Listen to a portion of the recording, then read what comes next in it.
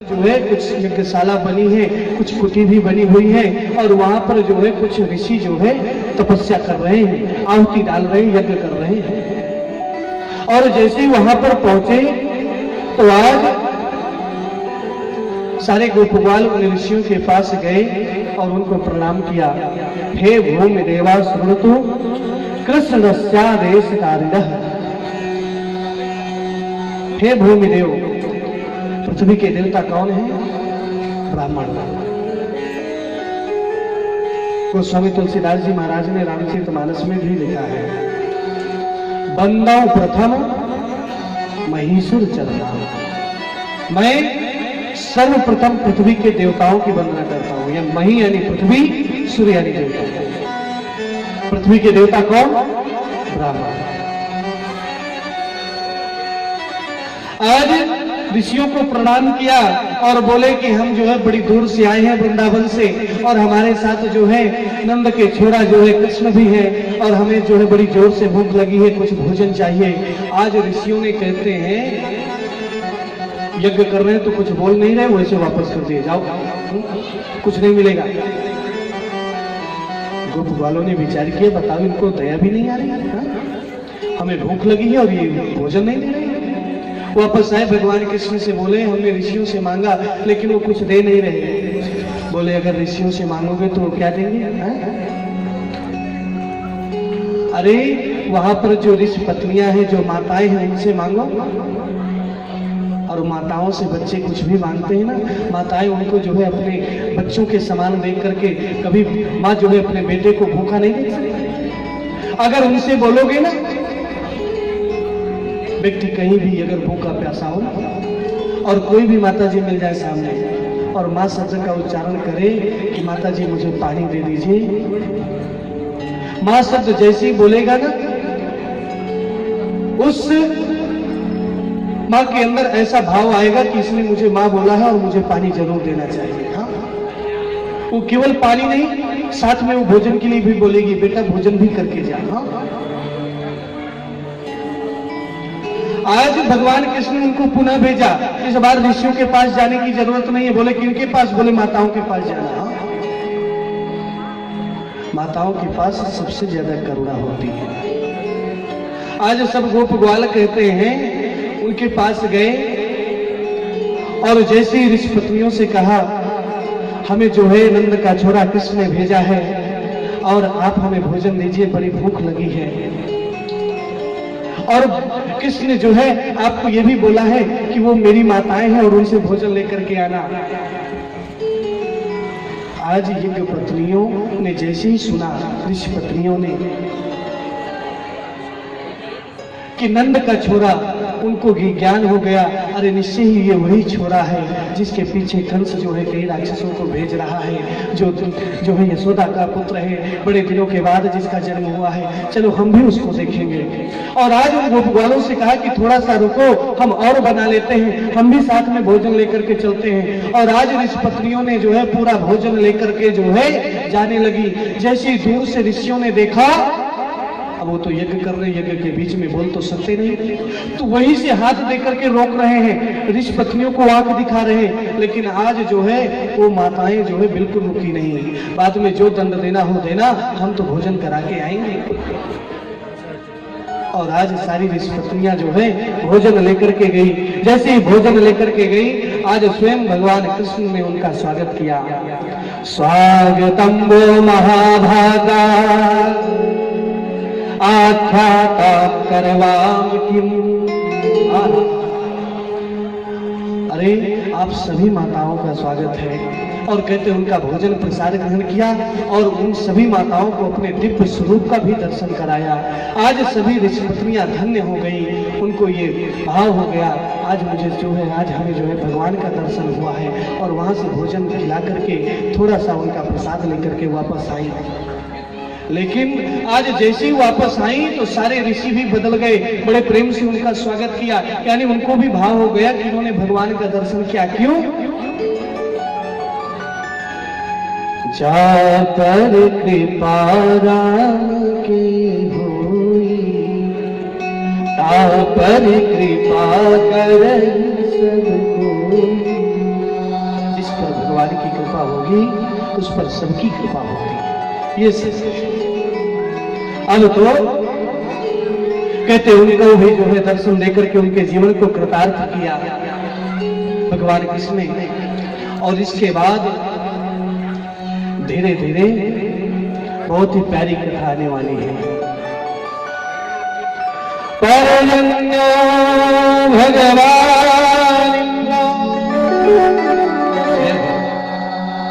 एक बात और बताइए, भगवान भाव ही विद्यते देव काष्ठे पाषाणे नंदनमय। भगवान का वास भावना में होता है, ना कि पत्थर में, ना तो लकड़ी में, ना मिट्टी में।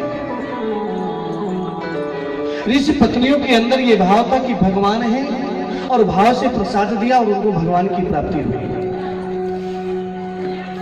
हम मंदिर जाते हैं, पत्थर की मूर्ति के सामने अगर हम भाव से दर्शन करते हैं तो वो भगवान है, और अगर हमारे अंदर भाव नहीं है तो फिर वो भगवान नहीं, वो पत्थर है। भगवान केवल भाव के भूखे हैं, ना तो वो आपके धन के भूखे हैं, ना आपकी संपत्ति के भूखे हैं, किसी चीज के भूखे नहीं, वो केवल भाव के भूखे हैं। हाँ? जिस समय भगवान दुर्योधन को समझाने के लिए गए थे कि आप जो है 5 गांव जो है पांडवों को दे दो और किसी भी प्रकार का युद्ध मत करो, वहां पर दुर्योधन ने तुरंत मना कर दिया। सुचक्रे नहीं उदास्यामी, मैं सुई के नोक के बराबर भी जमीन नहीं दूंगा। और बाद में वहां पर भगवान को निमंत्रण देता है कि मुझे मेरे यहाँ भोजन करके जाइएगा, मैंने आपके लिए जो है 56 भोग का प्रसाद तैयार किया है। भगवान ने कहते हैं तुरंत वहां पर मना कर देते हैं। हाँ? और विदुर जी जो भगवान के इतने बड़े भक्त हैं, उन्होंने निमंत्रण भी नहीं दिया और वो भरी सभा में बोल देते हैं कि मैं आपके यहाँ भोजन नहीं कर सकता। क्यों? क्योंकि विदुर जी ने मेरा निमंत्रण दिया है। हाँ? और उस सभा में विदुर जी भी बैठे थे। विदुर जी ने सोचा मैंने तो निमंत्रण दिया नहीं, और इन्होंने बोल दिया कि मैंने निमंत्रण दिया। अब तो विदुर जी सभा को छोड़ करके तुरंत भगे। कहा कि खुद जाकर के फल फूल लेकर के आ जाता हूं। और इधर विदुर जी वो फल फूल लेने चले गए और भगवान कृष्ण जो है विदुर जी महाराज के घर चले गए। हाँ? जैसे वहां पर पहुंचे, आवाज दिया। विदुरानी जी जो भगवान की बहुत बड़ी भक्त हैं, उन्होंने दरवाजा खोला। जैसे ही देखा कि भगवान आए हैं, कृष्ण आए हैं, कहते हैं वो तो पूरी तरह अपनी सुध-बुध खो गई। हाँ? दौड़ करके गई, आसन लगाया, बिठाया। उनको तो ध्यान ही नहीं है कि मैं आसन में क्या बिछा रही हूं। हाँ? एक पुराना सा फटा सा कपड़ा डाल दिया आसन के लिए, भगवान के सोच में बैठ गए। हाँ? अब तो इधर उधर दौड़ रही कि मैं भगवान को क्या खिलाऊं। दौड़ करके जाती, कभी कुछ उठा कर देती, कभी कुछ उठा देती, यानी उनको ज्ञान ही नहीं हो रहा कि मैं क्या खिलाऊं। घर में कुछ केले रखे थे, केले उठा करके लाई। इतनी भाव विभोर हो गई कि केले को छील करके केला फेंक देती और छिलके खिलाती भगवान को। और भगवान वो छिलके खाते चले जा रहे हैं। उनके अंदर ये भाव नहीं है कि मैं छिलका खिला रही हूं, उनके अंदर ये भाव है कि भगवान को मैं अपने हाथों से केले खिला रही हूं। भगवान के भाव में इतना सुध-बुध खो गया कि ये ज्ञान ही नहीं है कि मैं केले छिलके खिला रही हूं। और जैसे विदुर जी का आगमन हुआ, विदुर जी सब फल फूल लेकर के आए। जैसे विदुर जी ने देखा, अरे ये तू क्या कर रही, केले फेंक रही और छिलके खिला रही, चल हट मैं खिलाता हूं। और अब विदुर जी बैठ करके छील करके केला खिला रहे हैं और छिलके फेंक रहे हैं। भगवान ने कहा, विदुर जी आपके केले में वो स्वाद नहीं है जो माता जी के छिलके में था। हाँ? क्यों? क्योंकि उसमें भाव था। भाव का भूखा हूं मैं, अरु भाव ही बस सार है। भाव से मुझको भजो तो भव से बेड़ा पार है। भाव बिन सुनी पुकारे मैं कभी कीमता नहीं, भाव से एक फूल भी दो तो मुझे स्वीकार है। एक भक्त थे, हमेशा भगवान का स्मरण करते हैं, ध्यान करते हैं, लेकिन कहते हैं कभी भगवान की पूजा नहीं की। हाँ कभी। क्यों? कहते कंजूस बहुत थे। हाँ, वो विचार करते थे भगवान की पूजा करूंगा, भगवान को दूध से स्नान कराना है, दूध भी पैसे से आता है। प्रसाद लगाना है, प्रसाद भी पैसे से आता है। भगवान को कपड़े पहनाना है, वो भी पैसे से आता है।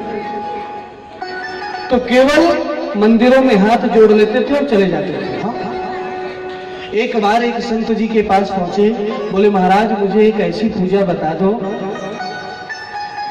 कि मैं पूरी पूजा तो करूं लेकिन खर्च एक भी ना हो। हाँ? खर्च एक भी ना हो। ये जो आया है ना, धनात् धर्म तथा सुखम, धन से धर्म होता है। बोले धन से धर्म नहीं, केवल कर्म से धर्म बताओ। हाँ? खर्च ना हो और पूजा हो जाए। संत बड़े दयालु थे, वल्लभाचार्य जी महाराज। उन्होंने उनको कहते मानसिक पूजा बताई। मैं तुम्हें बड़ी अच्छी पूजा बता रहा हूं, तुम्हें कुछ भी नहीं करना होगा। बोले क्या? हाँ, ये मानसिक पूजा का भी बहुत बड़ा फल है। कभी हम बाहर रहते हैं, भगवान की पूजा नहीं कर सकते, तो मानसिक पूजा कर सकते हैं। क्योंकि कलयुग में आया है वर्णन, स्वयं गोस्वामी तुलसीदास जी ने कहा है कि कल कर एक पुनीत प्रताप, कल कर एक मानस पुण्य होय नहीं पाता, मानस होय नहीं पाता। कल कर एक पुनीत प्रताप, कलयुग का एक बहुत बड़ा प्रताप है। अगर आप मानस पुण्य, मन से पुण्य करेंगे तो आपको पुण्य मिलेगा, लेकिन मन से पाप करेंगे तो पाप का फल नहीं मिलेगा। हाँ, तो उनको मानसिक पूजा बताई, मन से पूजा करो, मन से पुण्य करो। क्या करो? बोले सुबह, जब सुबह जगते हो ना, बड़े ध्यान से सुनिएगा, आप लोग भी मानसिक पूजा कर सकते हैं। जब सुबह जगते हैं तो सबसे पहले एक आसन में बैठ जाओ और आंख बंद करो। आंख बंद करके विचार करो कि हम जो है गंगा जी में स्नान कर रहे हैं, और गंगा जी में स्नान करके आए, सुंदर नए वस्त्र धारण किए, मन से नए वस्त्र धारण करके ठाकुर जी गोपाल जी को हमने बिठाया, अपने सामने आसन दिया। आज ठाकुर जी गोपाल जी के वस्त्र निकाले, उनको जल से स्नान कराया, दूध से स्नान कराया, घी शहद शक्कर पंचामृत से स्नान कराया, उनका अभिषेक किया और उनको एक सुंदर कपड़े पहना करके, मुकुट लगा करके सामने बिठाया, सुंदर चंदन लगाया, फूल चढ़ाई, फूलमाला चढ़ाई, धूप दिखाया, सुंदर नैवेद्य रखा। क्या नैवेद्य? दूध और शक्कर मिलाकर के नैवेद्य रखा।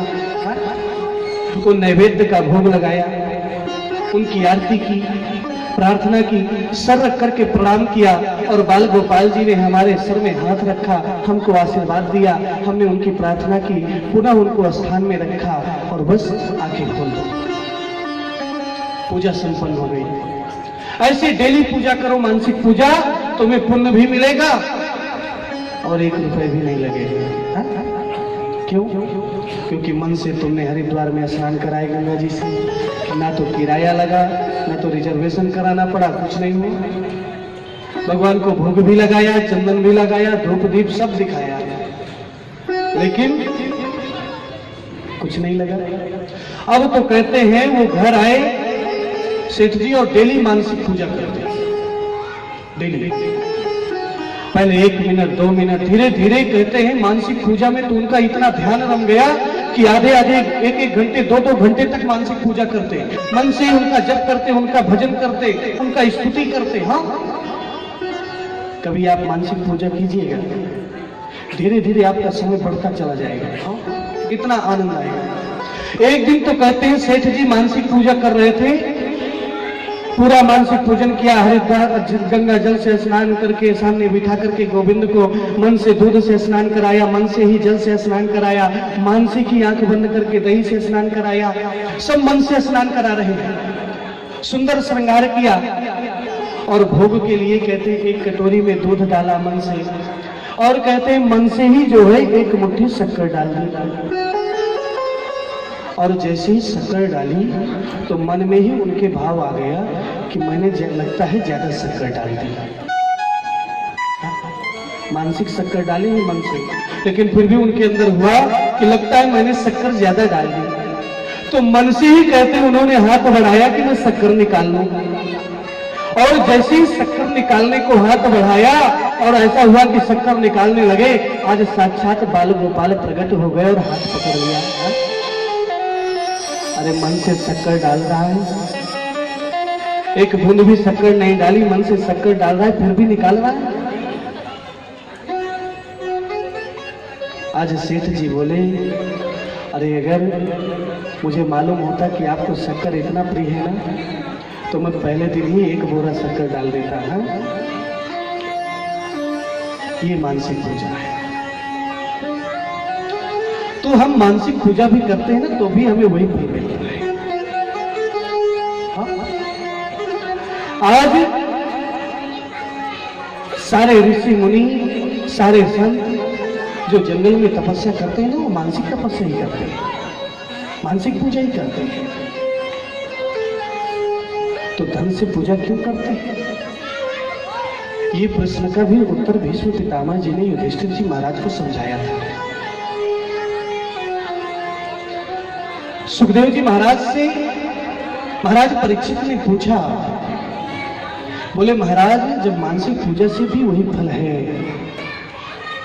तो हम इतना सुंदर नैवेद्य लगा करके सबको नैवेद्य बांटते हैं, ब्राह्मणों को दक्षिणा देते हैं, पूजन सामग्री लाते हैं, ये सब हम क्यों करें?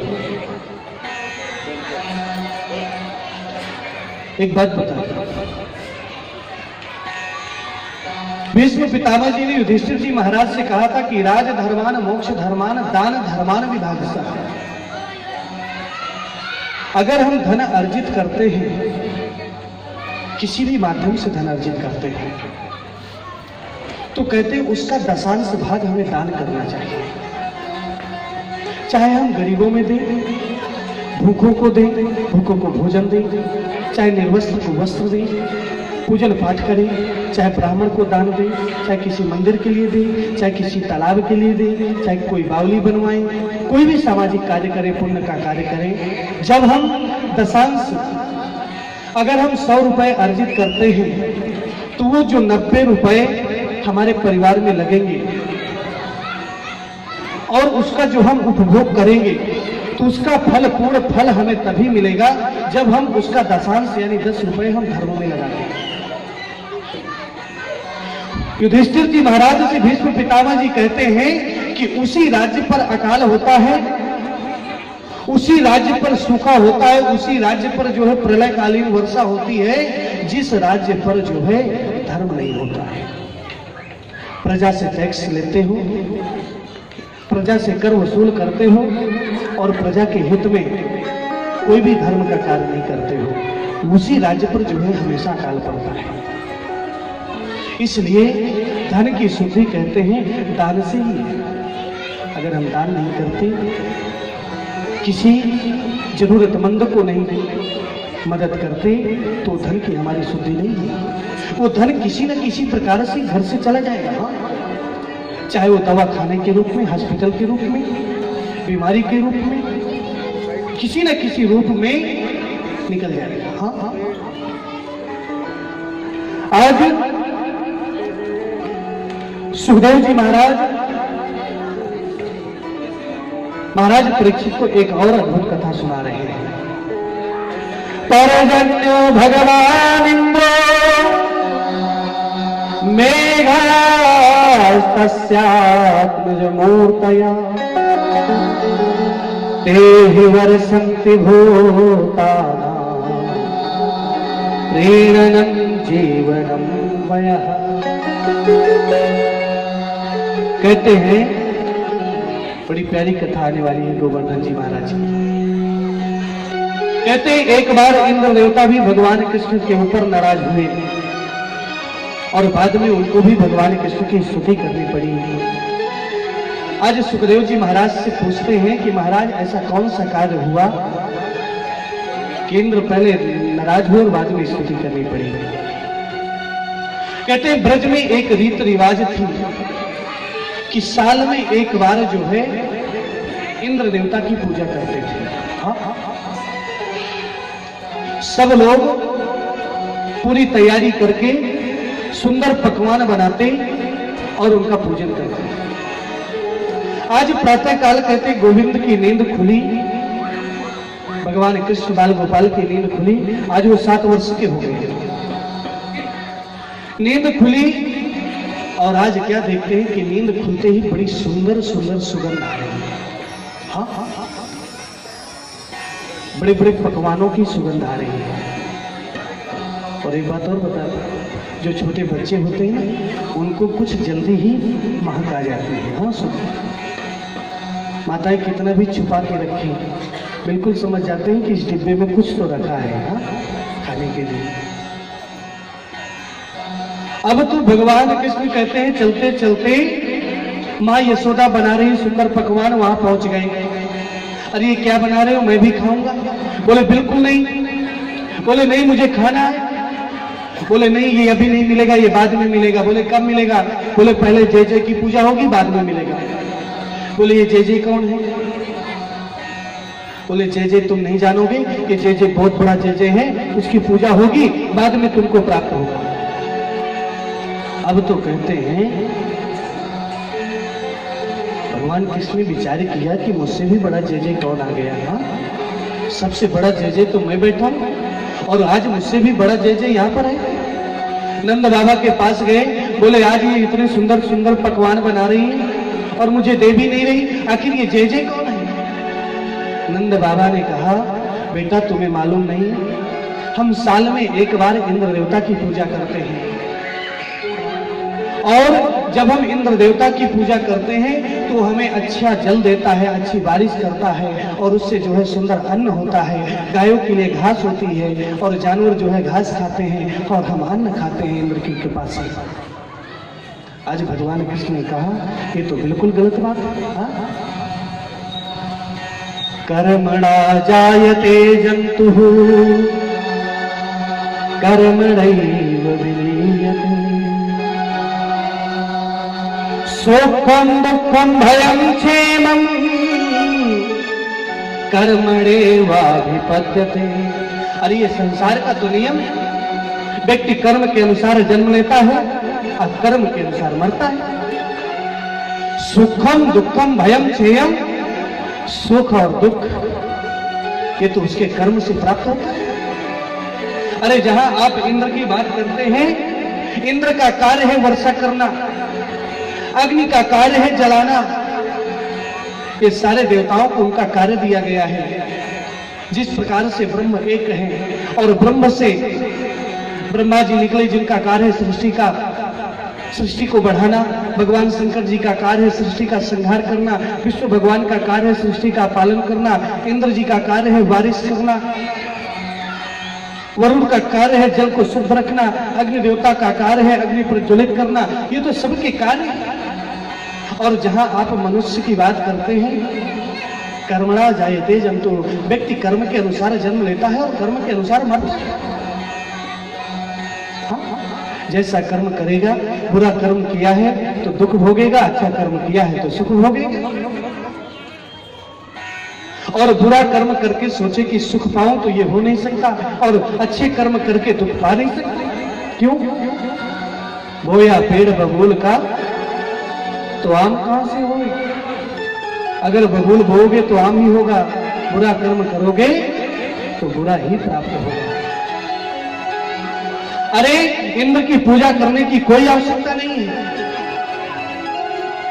नंद बाबा ने कहा अरे बेटा तू बहुत छोटा है, तू उपदेश मत दे, बिल्कुल जो हम कर रहे हैं वो सही कर रहे हैं, हाँ? तू उपदेश मत दे। अब तो कहते हैं भगवान कृष्ण आज नंद बाबा को समझा रहे हैं। एक बात तुम विचार करो, जिस हम इंद्र की पूजा करते हैं, मैं पूछता हूं तुम बताओ, आप इतने दिनों से इंद्र की पूजा करते हैं, आपने कभी इंद्र देवता को देखा? बोले नहीं। आपको कैसे मालूम कि इंद्र देवता बारिश करते हैं? आपने कभी देखा? बोले नहीं। आप जो इतना 56 भोग प्रसाद लगाते हैं, ये किन के लिए? बोले इंद्र देवता के लिए। बोले आपके सामने कभी वो खाए? बोले नहीं।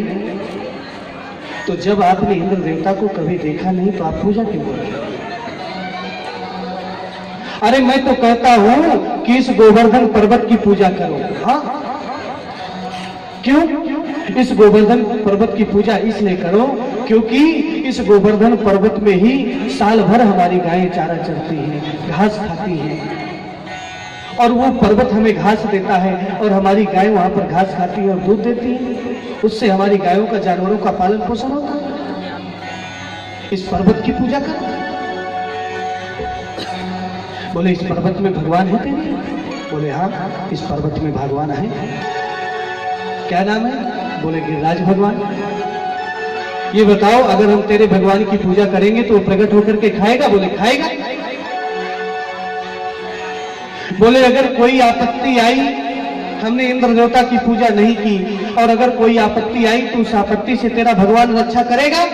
बोले बिल्कुल करेगा। इसकी जवाबदारी मैं लेता हूं। अब तो संपूर्ण जो है जितने वृंदावन वासी है ना, तैयार हो गए कि चलो गोवर्धन की ही पूजा करेंगे। अब तो सभी के घरों में सुंदर सुंदर पकवान बन रहे हैं। उन पकवानों के नाम नहीं ले सकते, इतने सुंदर सुंदर पकवान। खुरचन है खीर मोहन, खीरमा और खुरमी खीर, जलेबी कलाकंद, साथ में बालूशाही है। यहाँ बड़े बड़े सुंदर पकवान हैं। यहाँ ये पकवान तो सामने लगे भी हैं। इन पकवानों को देख करके तो मुंह में पानी भी आ रहा है। यहाँ अब तो सब जो है सुंदर पकवान बनाए और बैलगाड़ियों में सब पकवान रखे, पूजन की सामग्री रखे, और सब जो है चल रही है कहां?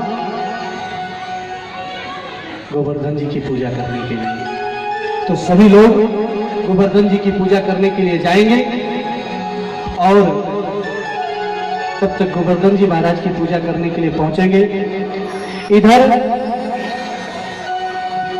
कुछ शायद एक माता जी हैं, उनको इस व्यासपीठ से मंत्र प्राप्त करना है। तो पंडित जी विश्वामित्र जी, उनको यहाँ से मंत्र दिया जाएगा और सभी लोग गोवर्धन पर्वत की यात्रा करेंगे। यात्रा हमारे संगीत वालों के साथ। और कर करके तन मन धन आओ चले सब कर करके तन मन धन आओ चले सब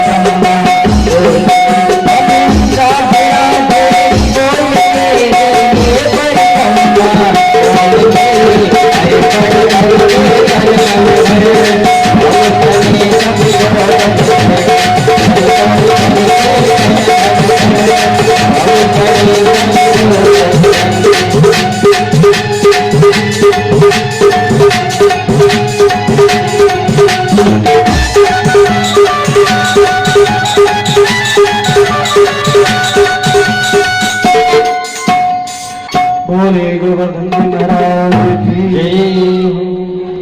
अब कहते हैं सारे नगरवासी वहां पहुंच गए और आज गोवर्धन जी महाराज की पूजा कर रहे हैं। मुख्य यजमान पूजा करेंगे, इसके बाद सभी लोग पूजन करेंगे और बड़े प्रेम से गोवर्धन जी महाराज की सुंदर मैं तो गोवर्धन को जाऊं मेरो वीर नाय माने मेरो मनवा गोवर्धन को जाऊं मेरो वीर माने मेरो मनवा नाय माने मेरो मनवा नाय माने मेरो मनवा नाय माने मेरो मनवा नाय माने मेरो मनवा। सभी लोग पूजा करेंगे और गोवर्धन जी महाराज की परिक्रमा सबको करना है। जो गोवर्धन जी महाराज की परिक्रमा गोवर्धन जी की परिक्रमा का जो फल मिलता है, आज यहाँ पर गोवर्धन जी महाराज की परिक्रमा का फल मिलेगा। तो सभी लोगों को एक एक परिक्रमा जरूर करनी है गोवर्धन जी महाराज की। पहले मुख्य जवान, इसके बाद सभी लोग। मैं तो गोवर्धन को मेरो नाय माने मेरो मनवा गोवर्धन को जाऊं मेरो वीर नाय माने मेरो मनवा नाय माने मेरो मनवा नाय माने मेरो मनवा नाय माने मेरो मनवा नाय माने मेरो मनवा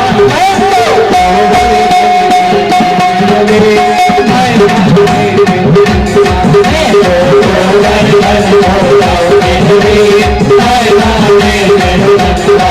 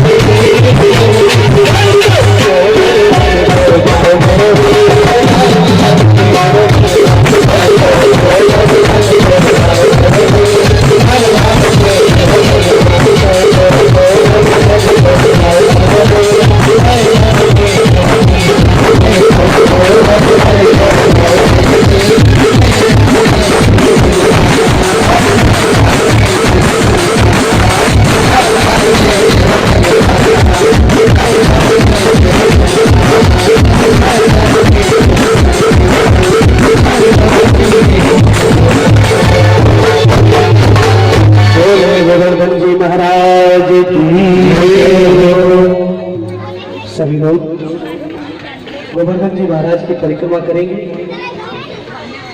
आज कहते हैं नंद बाबा और संपूर्ण जितने ब्रजवासी हैं गोवर्धन जी महाराज की पूजा कर रहे हैं। बड़े ध्यान से सुनिएगा। अब तो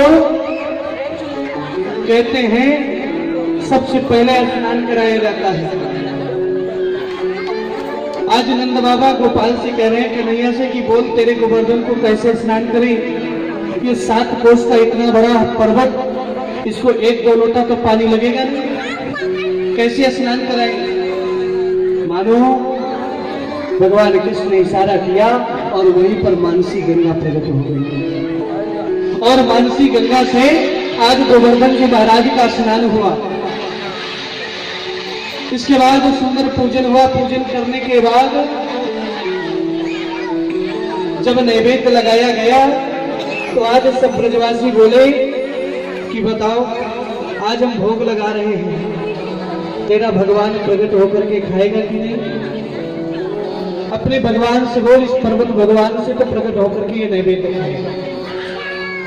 अब तो यानी भगवान कृष्ण ही अपने एक रूप में, चतुर्भुज रूप में उस पर्वत के बीच में जो है प्रकट हो जाते हैं चतुर्भुज रूप में। बोलिए गोवर्धन जी महाराज की। और आज जैसे ही प्रकट हुए आज सारे ब्रजवासी जो है उनका सुंदर पूजन किए और बोले प्रसाद पाइए। आज गोवर्धन जी महाराज चारों हाथों से वो 56 भोग का प्रसाद खा रहे हैं। वहीं पर भगवान कृष्ण का एक ग्वाला है। हाँ, भगवान कृष्ण का एक ग्वाला है जिसका नाम है मधुसूदन।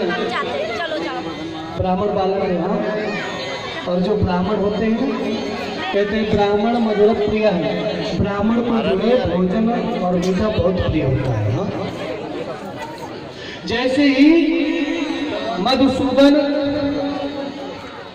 ने देखा कि अरे ये जो गोवर्धन भगवान है ना, ये तो 4 हाथों से खा रहे हैं, कुछ बचाएंगे कि नहीं, ये 56 भोग कहीं सब तो नहीं खा जाएंगे।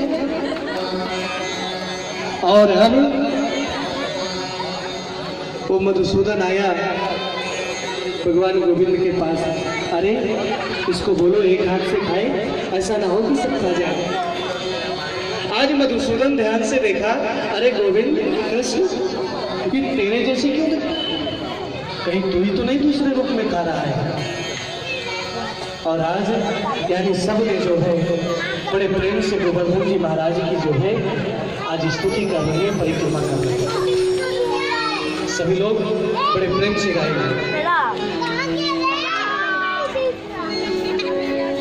श्री गोवर्धन महाराज महाराज जो मेरे माथे मुकुट विराज रहो।